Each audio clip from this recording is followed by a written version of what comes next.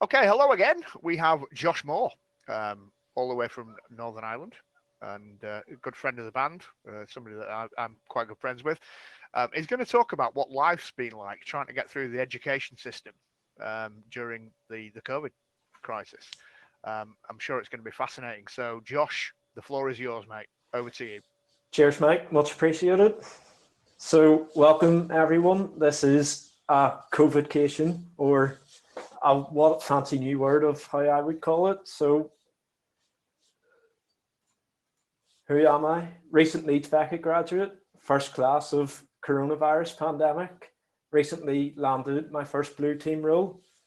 Ethical Hacking Society of Leeds Beckett member, conference goer in normal times, and virtual, beer drinker, and a runner. So 2020 in a slide. We've had a lockdown and we've had Donald Trump put us all out of jobs because we only need 15% of a password. It has been a strange one all year round, and we're back in lockdown again to make matters more interesting. So let's talk about education, more precisely universities. Why universities? Because being a recent graduate, I have recently found that us as an industry, InfoSec, have been helping people, students succeed, and we probably haven't realized that we've been doing it, even though we've been doing all these things for the current time. Another point why we need to talk about this group of students coming through in this pandemic will have likely a new set of skills which few got from the experience before. So my experience, this was lovely Leeds Beckett campus during a sunny day, which was rare. First year of uni was an introduction to InfoSec, and my first real experience of hearing about it with a lot of beer. Second year of uni had the same amount of beer, a lot more work, and some late nights in this big building. Third year, I was out on placement as an IT intern, 100% worth it. I'll cover more about that later. And fourth year was when things got challenging. 80% of the time was on campus in a normal year. And then COVID hit. We moved to work from home, and it got interesting for the class of 2020. Why? Because it was unknown. We hadn't done this in so long since the last pandemic, which was way before the last World War. So I don't think we've ever really had to experience this, in my opinion. So uni year one, a message to freshers. What a shit time to be a fresher. You're all online. You can't go out. You can't drink beer, especially at the minute. You've lost all the socializing. University has changed a lot, but it's inevitable that with the coronavirus pandemic, that things was accelerated to change. However, on a positive, the amount of beer that they're probably saving from not going out money-wise means they're not going to be as skint as previous ones coming through. So if I were a fresher now, I would go, do I want to be here? Should I be doing this, working from home in an environment in which you're paying UK fees of most likely £9,000 over the year for an experience in which you can get on Open University for a lot cheaper? And there's a discussion to be had around that, around fees, but I'll not leave it for this talk because it's a shitstorm waiting to happen. So you're in second year of uni during this pandemic. Keep buggering on is the message, which is most likely to happen, and the best one to be said. it's getting more real. It counts a lot more towards your degree. If you're in second year of uni and you have a sandwich year course coming up, don't panic about looking for a placement. Or either if you don't go on a placement, you're looking into moving to your final year of university. Second year of uni is also when you start to specialize a lot more within your degree. This is where I realized that as a job, red teaming is something that interested me. However, life had a different plan in coronavirus. It changed what I wanted to do and how I wanted to do it.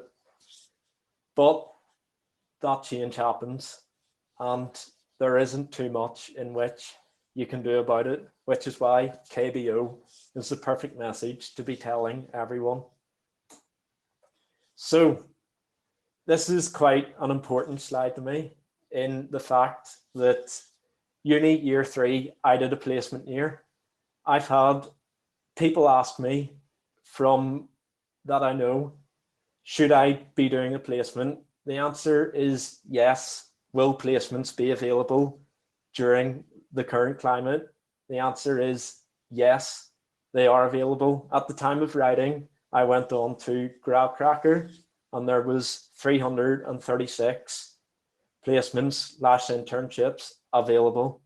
The honest truth, placements are cheap labor for some companies to get.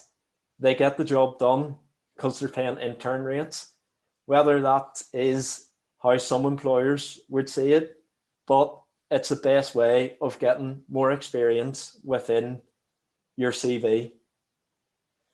So placements, when I did mine, I was in the office. These days, it's going to be a lot more different. When you look at how it's going on, but this is where a new set of skills in which a lot of people do not have will be coming through. Working from home, it is a challenge. It won't be for the longer term. It will be a short term. But if you're already in uni and surviving and smashing it with the short term, then that is a skill in which a lot of people didn't have. You'll be able to integrate easier with some of the teams in which you're looking at. Another note on placements, my placement was as a system administrator.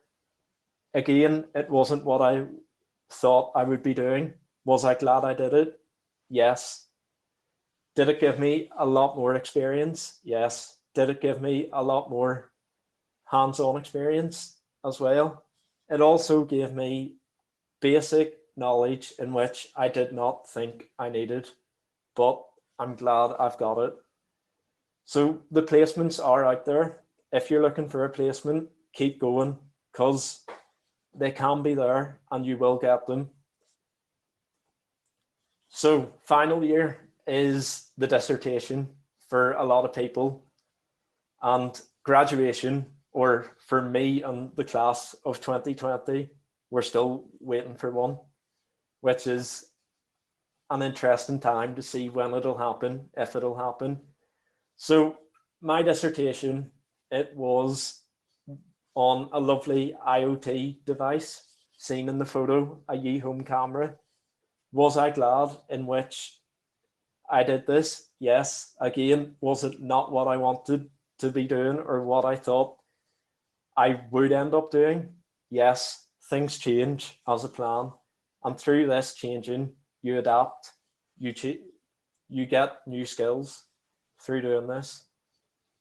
So if you have an idea, stick with it. But if you can adapt and change, especially within the circumstances in which you're doing it, because during coronavirus and this pandemic, you're going to have to. I also think we should be encouraging more people to do more side projects within university, not to the same extent as which a dissertation is, because of the amount of work that goes into it. This is a whole year's work. However, there is a lot to be said about the experience of taking on the whole practical side of a dissertation. This is done by the student or by myself, for example, and you gain a lot more skills in which you're doing it. So side projects like this, which make a very good point of saying these could be picked up more, in my opinion.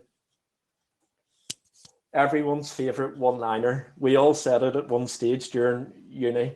I'm going to drop out. Some people say it more than others.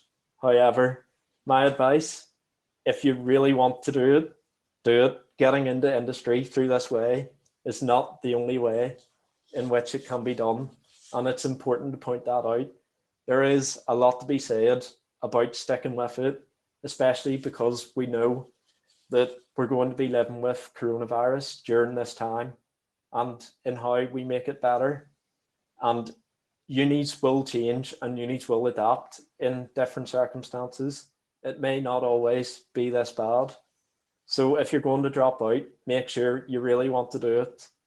And if you do it, then you'll get into your favorite job or how wherever you want to end up a different way. There is multiple ways to end up doing this.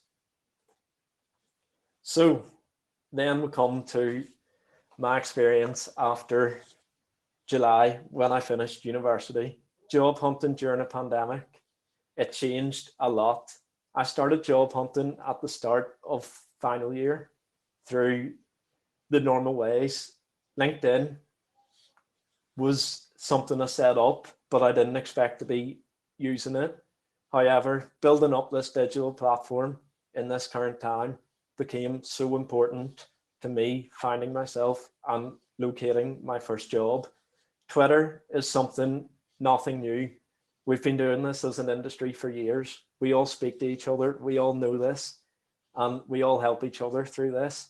So getting on these two platforms and getting to know the people and the current topic within these is interesting. There will be days when you go, why did I join this platform? But again, if you stick with it, like anything, the benefits will reap.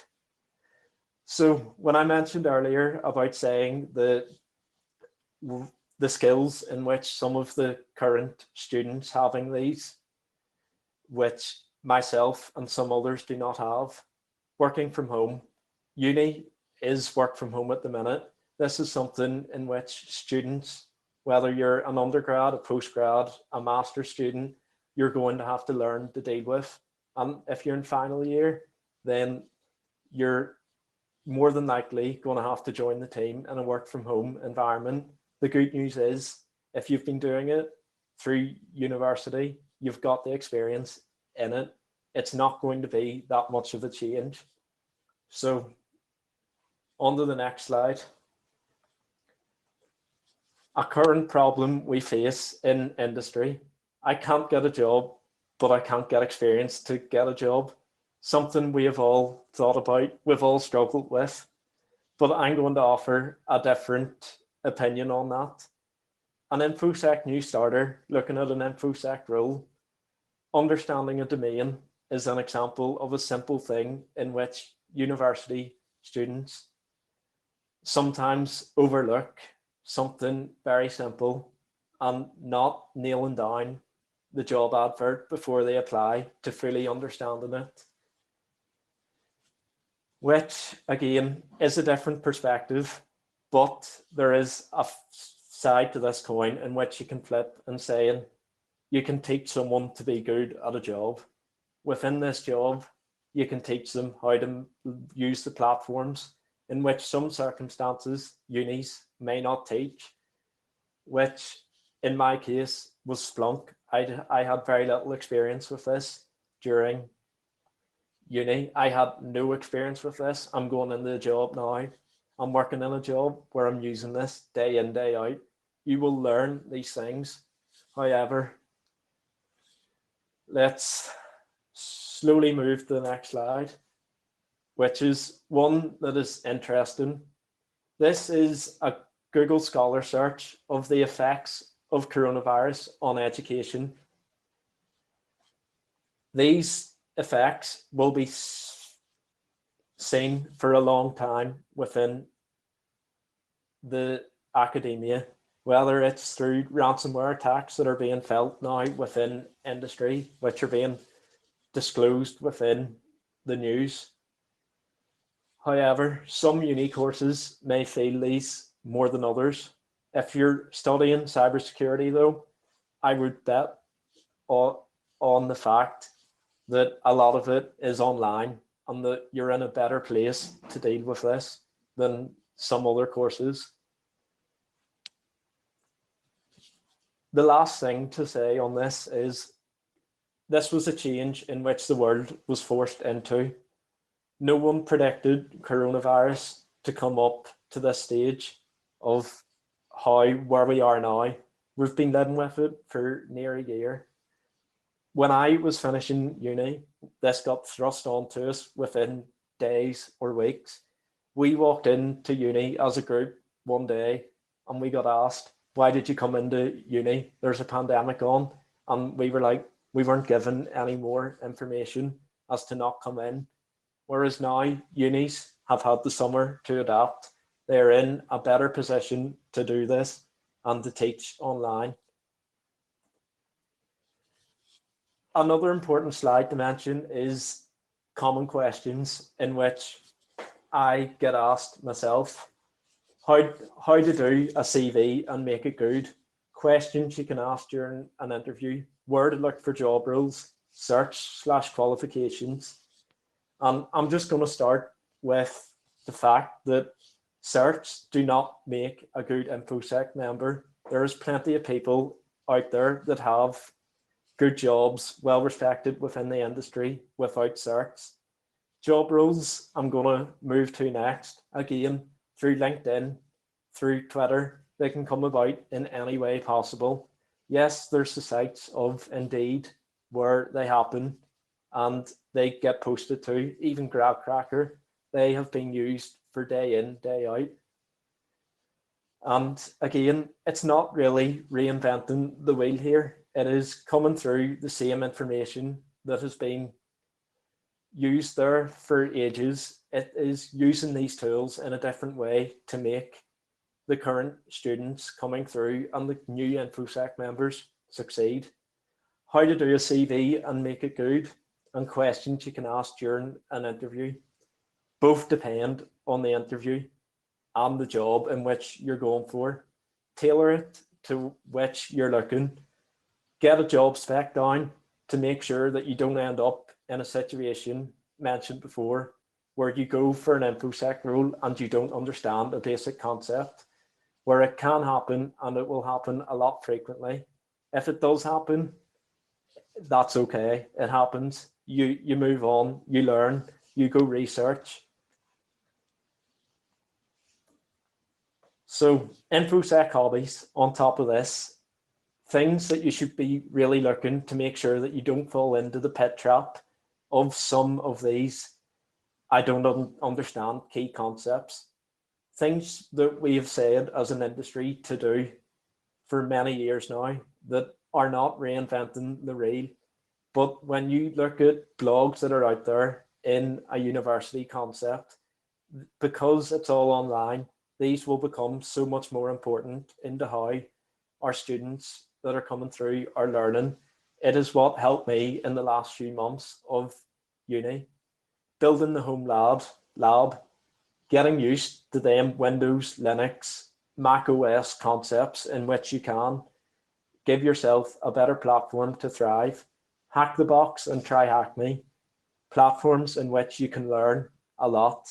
And again, not reinventing the wheel, but making sure that people know about these, have the skills that are being picked up from there. Blogs, there's loads out there. Again, if you want to make your own, that's okay. If someone's done a topic that you want to blog about, go and do it, because it's just going to look better on you. You can learn and you can develop from what other people have done. Follow the news of your niche. Look at what you want to get into.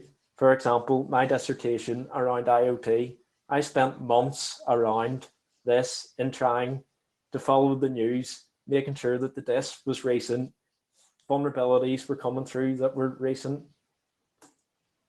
Something that we don't say to a lot, life outside of InfoSec. You do not have to live and breathe InfoSec 24/7. Yes, there is people that do, and that's their way. It is important to make sure that you don't get burnt out with these sort of stuff. Go have a beer, go follow a football team like Mike does, go tweet about football. There's so much to be said about people that have hobbies outside of InfoSec hobbies. These people are coming along with soft skills, and these soft skills will only force you into a better position, because these soft skills around communication, we need them. We need to be able to talk to other people. Why we need to talk to other people that don't understand this is because as soon as we start blaming InfoSec, non-InfoSec people for InfoSec problems, is the minute we start to lose the battle with these people. A little quote, which I think is fitting in this current time: a man with new ideas is a madman until his ideas triumph. During the most challenging times, we often see some major development, whether we have seen this or not in the current pandemic. This will be told. But when the world is faced with a crisis, we often see new ideas coming to fruition, some of which can change a lot on how we work. A final word of hope to any students that are out there: look to the class of 2020 that have just gone. Why? Because we've graduated, we got thrust upon this, we lived it, we got jobs, it can be done, and we didn't crash and burn when the unknown came to us. Just want to say thanks to the beer farmers, the supporters of Beercon 2, and friends and family for all the support. Go follow me on Twitter, add me on LinkedIn. Any questions that you want to shoot over to me, I'll help you, because I've been there. Also, I do tweet a lot of Leeds United stuff on Twitter, so be prepared for that, as Mike will contest to. Yeah. Absolutely brilliant, Josh. Yeah, superb. And we do kind of work closely as best we can with people in academic life. And, you know, we've done a lot of talks. The Beer Farm has done a lot of talks over the past 2 years around the university circuits and all that kind of thing. And we really do want to encourage it and help bring people along. And I think your talk there should encourage a lot of people that are going through perhaps the back end of their academic life and then taking those little steps into industry. So yeah, you know, really well done. And I think some of your points about it being a collaboration and people have got to work together, marching on together, right? Apologies for the dark room. It's got very dark over here in lockdown, Northern Ireland. We just thought that you were practicing gradual OPSEC. Getting used to this hacker life. Yeah, you're doing great, mate. But your talk was fabulous. And yeah, you know, I know you were a little bit nervous about it. You delivered it really patiently and very articulately. So well done to you.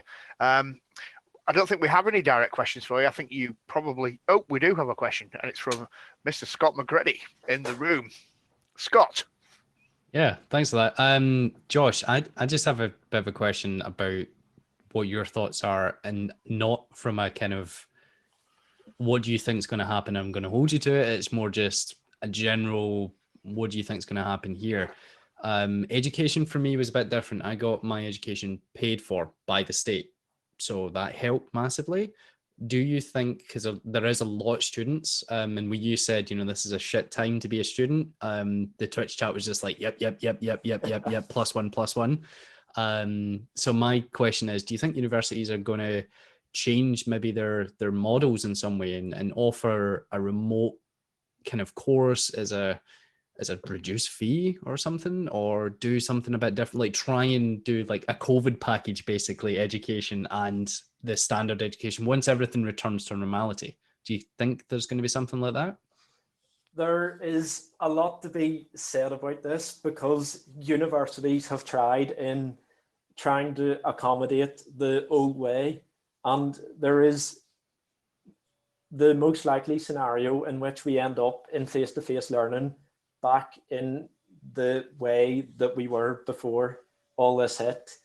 However, there needs to be a change in not so much our courses, but whether it's fees or how it's taught. And yes, whether there should be a coronavirus package, like forcing students back into student accommodation on government was not a good idea, but it was to try get back to some normality. However, if we look at this now after Christmas, it could change. It's hard to know given the changing circumstances that happen so often. Yeah, it just sucks. It sucks from my point of view. It's like hearing about conferences that, cost money, or training courses that cost money, but it's all delivered virtually now and not in person, but it still costs the same amount. Yeah. And people just overlook, or the vast majority of people overlook academia and don't realize it's £9,000 a year, and you're forced to go in and you're forced to go to student accommodation, even if it's all delivered virtually, but the bills are still waiting. And that's a, we're moving to more online. I think was it Black Hat moved to completely free this year? I think it was, yeah. Yeah, Black Hat moved completely free. And Sans moved completely free. That was the one I was thinking of. If they can do it, why can't other conferences, and why can't universities, or at least lower the fees and be a wee bit more accommodating? It's just more, I feel as if, the education is, we should really be looking after students, not trying to dick them over. As human beings, though, there is something to be said about how we fall back onto human communication. We like that face-to-face contact because it makes us feel a lot safer in what we know we're talking about and being taught. Yeah, I completely agree. I mean, personally, I've battling a bit in lack of interaction and that. And at the end of the day, we aren't designed to communicate through a camera. We're designed to communicate via whatever we normally do. I actually had a question as well. So with the whole virtual thing, there is a downside, but as we've seen these conferences, especially like us organizing conferences like this, the virtual aspect has a benefit in terms of, hey, I don't have to catch a flight and spend thousands of pounds on traveling and accommodation.